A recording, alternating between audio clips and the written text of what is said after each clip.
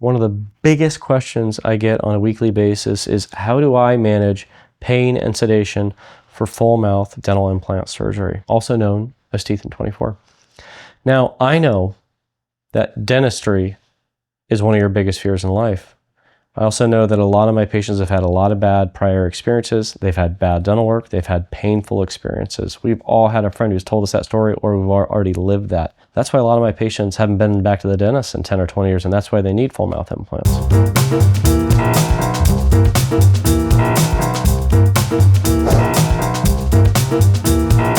Hey guys, Dr. Heath Lampee here for Teeth in 24. One of the biggest questions I get on a weekly basis is how do I manage pain and sedation for full mouth dental implant surgery, also known as teeth in 24. Now, I know that dentistry is one of your biggest fears in life. I also know that a lot of my patients have had a lot of bad prior experiences. They've had bad dental work. They've had painful experience. That's why a lot of my patients haven't been back to the dentist in 10 or 20 years, and that's why they need full mouth implants. Now, I will tell you, as an implant specialist, I am very, very good at sedating patients, getting patients profoundly numb, and giving them an amazing experience. During the consult, we need to know each patient is different. Some patients are a little scared, some are somewhat scared, some are terrified, some are so freaked out that they can't even talk to me. So for 80% of my patients, we do IV moderate sedation. That's what my anesthesia permit allows. I get an IV started in the arm. I generally will use midazolam and Dilaudid and a little bit of Toradol in the IV.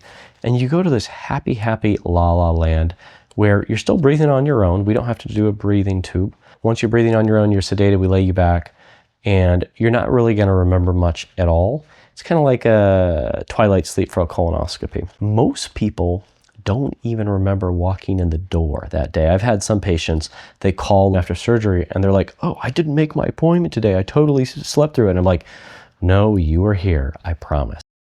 For those patients that are terrified, petrified, scared that I am the worst thing in the world for them, we're going to do general anesthesia. Now, there is about 2 days a month that I work with my anesthesiologist, and they come in and they help me do general anesthesia on my most terrified and my most complex patients.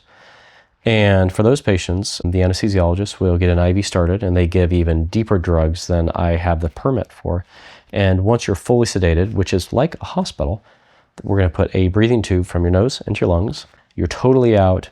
And so the anesthesiologist that day is totally monitoring you to make sure you're completely out, like in a hospital, so that I can focus on performing flawlessly for you as an implant specialist to make sure implants are put in perfectly.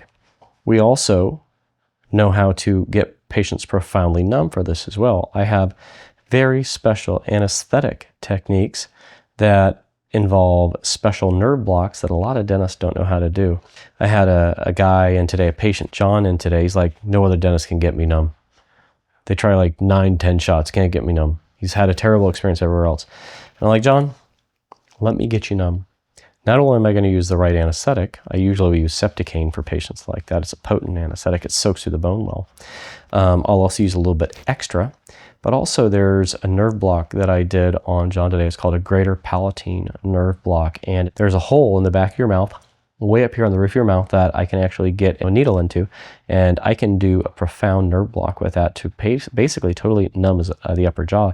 We also use something called the wand. The wand is this amazing anesthetic delivery device. I don't use big scary metal syringes.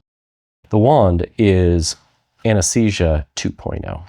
It is an electronically controlled anesthetic delivery device that I basically use like a stylus almost, with a very small needle on it. And I control everything with a foot pedal and the computer, and it delivers comfortable, profound anesthesia. A lot of my patients want to know about this terrible anxiety they have in the build-up to the appointment, like the day or two before. I got you covered there too. The night before your appointment, I'm going to give you 2 Valiums, also known as diazepam. That's about a total of 10 milligrams. And that is enough to start chilling you out and help you have a good night's sleep before your appointment. I also have you take either 1 or 2 little very special blue pills before you come into your appointment. In fact, you take them 90 minutes before your appointment. It's known as Halcyon or Triazolam. It's in the Valium family, but it's a little more potent, guys. And so that's why I tell people, you may or may not remember walking in the door. Here's what my patients tell me after surgery, because I'll usually see them like 2 weeks after surgery. They're like, Dr. Lampee, wasn't that bad. I took some pain pills, like some Vicodin, the first day or two. And then the third day, I started taking some Advil, Tylenol. And now, 2 weeks, I'm doing great. Swelling's gone, bruising's gone, I'm feeling good.